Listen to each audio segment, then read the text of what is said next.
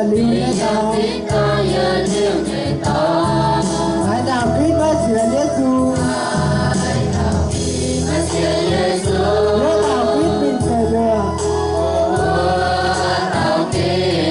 cởi đường Christ Giêsu sẽ Christ tin tao hãy từ Christ tao hãy từ khách chẳng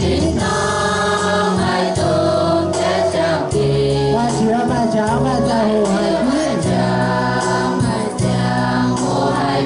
chữa tao với ta tin thù cho nên tổ nhá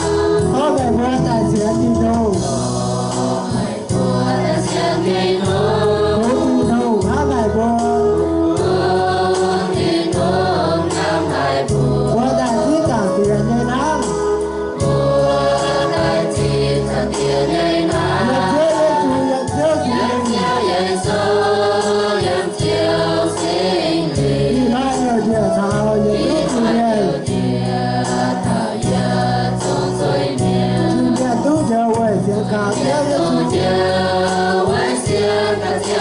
cho kênh Ghiền Mì Gõ để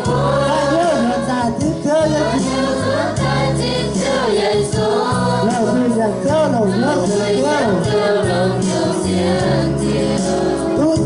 những video hấp dẫn.